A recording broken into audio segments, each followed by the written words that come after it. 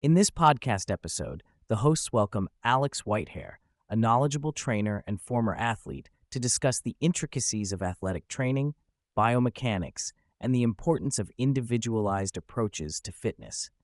Whitehair shares his personal journey, insights into training methodologies, and the significance of understanding the physics behind athletic movements.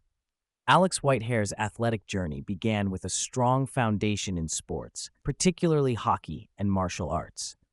However, a back injury stemming from scoliosis at the age of 15 significantly impacted his physical capabilities. This injury led him to explore various medical opinions and treatments, ultimately guiding him toward the world of training and biomechanics.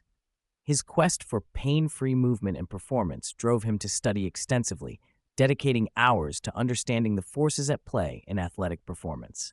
Through his self-education, Whitehair discovered the importance of physics in sports, realizing that athleticism is not just about strength, but also about body control, multitasking, and the expression of strength. His unique approach combines a deep understanding of anatomy and physics, allowing him to develop innovative training methods that cater to individual athletes' needs. One of the key themes of the discussion is the necessity of tailoring training programs to the specific needs of each athlete. Whitehair emphasizes that while many trainers may rely on generic programs, true athletic development requires a nuanced understanding of an athlete's strengths, weaknesses, and movement patterns. He explains that assessing an athlete's overall movement quality is crucial before diving into specific training modalities. Whitehair notes that athletes often exhibit unique movement patterns influenced by their sports, and understanding these patterns is essential for effective training. He advocates for a broad initial assessment, followed by a more focused approach that addresses specific areas of improvement. This individualized methodology is particularly important in high-level sports, where even minor adjustments can lead to significant performance gains. Throughout the conversation, Whitehair highlights the value of isometric training, which he believes is often underutilized in athletic training. He explains that isometrics can enhance tendon strength and overall stability without the same risk of injury associated with dynamic movements. This makes them particularly beneficial for athletes recovering from injuries or looking to improve their foundational strength. In contrast, Whitehair critiques the common misuse of plyometrics in training programs. He stresses that plyometrics should not be treated as a conditioning tool, but rather as a means to develop explosive power and improve movement quality.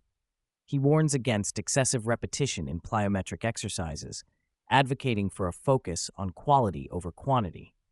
By emphasizing proper technique and minimizing fatigue, athletes can maximize the benefits of plyometric training without compromising their performance. Whitehair's background in physics informs his understanding of athleticism, allowing him to analyze movements through a scientific lens. He discusses the concept of hip and shoulder dissociation, which is crucial for generating power in sports like baseball and hockey. By understanding the mechanics of movement, Whitehair can design exercises that enhance an athlete's ability to produce force efficiently. He also touches on the importance of joint stacking and proper alignment during training. For female athletes in particular, he notes the increased risk of ACL injuries due to anatomical differences. By focusing on joint alignment and stability, trainers can help mitigate these risks and promote safer movement patterns. A significant portion of the discussion revolves around the balance between strength training and conditioning. Whitehair emphasizes that while strength is a critical component of athletic performance, it must be complemented by conditioning and skill work. He cautions against the tendency to overload athletes with excessive training volume, advocating for a more strategic approach that prioritizes recovery and adaptation. He explains that athletes often fall into the trap of training harder without considering the quality of their movements. This can lead to burnout and injuries, ultimately hindering performance. By focusing on the acute-chronic workload ratio, trainers can ensure that athletes are not overtraining and are making consistent progress. As the conversation wraps up, Whitehair reflects on his journey and the evolution of his training philosophy. He expresses a desire to continue learning and adapting his methods as new research emerges. He also discusses the potential for expanding his reach through seminars and workshops, aiming to share his knowledge with a broader audience.